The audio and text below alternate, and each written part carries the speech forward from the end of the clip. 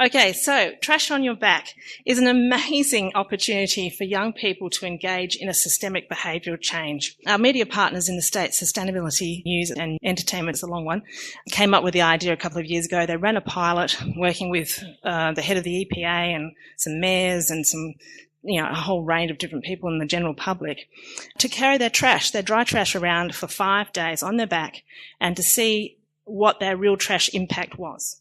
And America's national average is 2.2, I think it is. It's a lot anyway. But however, Australia's worse, believe it or not. We had trouble finding what our national average per capita is of trash, but it's very high, and it looks like it's worse than America.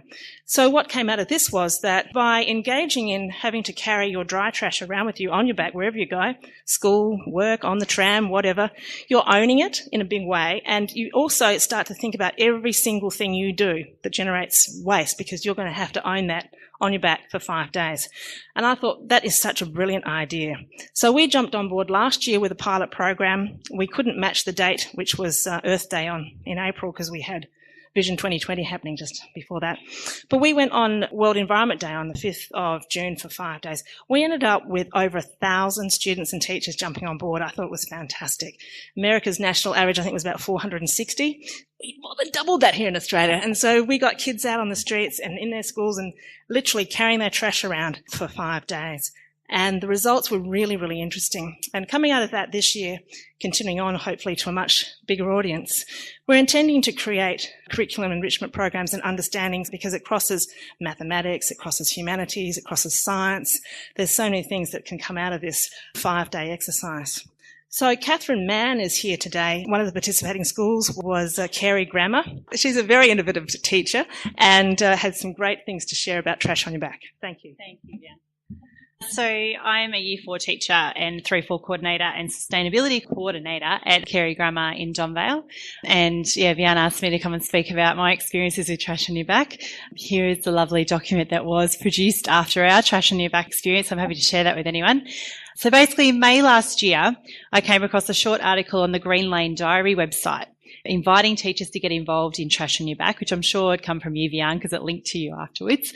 And the thought of my class carrying all their non-perishable rubbish items around on their back for 5 days seemed to be a really direct and innovative way to increase their awareness of their own personal impact on the planet in terms of waste. So I registered my Year 4s, and then the idea of an integrated maths unit came from that. And I have to say that, for me, being the sustainability coordinator at my school, integrating sustainability throughout the curriculum across all levels and having it as an everyday thing that kids are actually thinking about and engaging with is something I'm very passionate about. So when June came around, my colleague and I handed out the compostable trash bags, and we named each child a trash warrior. So you can see they've got their bags there. That's at the end of the 5 days, but they were their trash warriors. And after 5 days, the students came back to school, their bags filled with their trash, and the maths adventure began. Firstly, we classified all of our waste, sorting it into recyclable and non-recyclable, and it brought about many discussions about why manufacturers would choose to package their foods in non-recyclable materials in the first place. I had students that were just outraged that they would choose to actually do that if they had a choice with, choosing recyclable products. And then once sorted, we counted and tallied all of the items in a table. The students then converted their data into fractions, decimals, percentages of the total trash, and they created graphs to show their information. They really enjoyed creating the pie charts using their iPads, and they reflected on their results and made observations about what the data actually showed.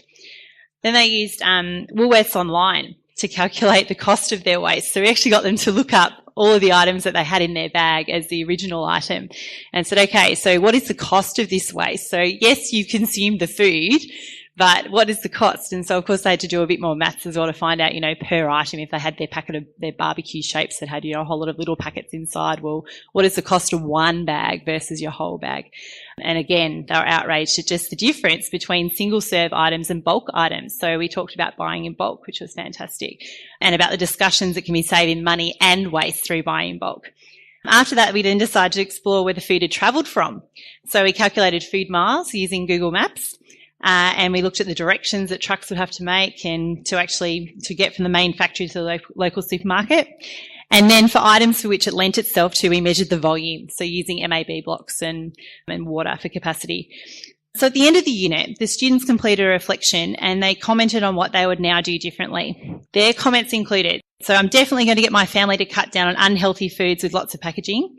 So we actually talked about whole food and what that means and how food's processed and that, you know, a lot of food doesn't need to actually go through all that processing and packaging.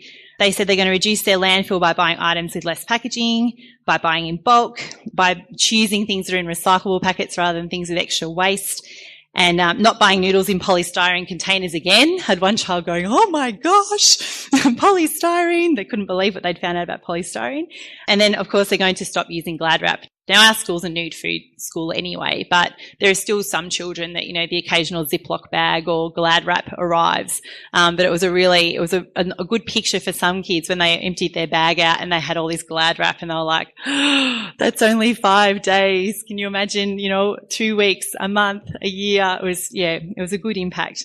So on the whole, I highly recommend Trash on Your Back. It's a real world practical learning experience. And unfortunately, my student who was actually going to speak for tonight hasn't turned up. I hope she's okay. But she basically, when she came and spoke to me about what she was going to say in her quick little minute, she was saying that for her, Trash on Your Back was like having an enviro lesson and a maths lesson mashed together.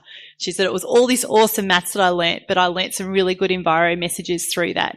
So she really enjoyed it. And she said the thing that really brought home the message for her was being able to physically see her waste after 5 days. And considering that was only the packaging, only a dry waste.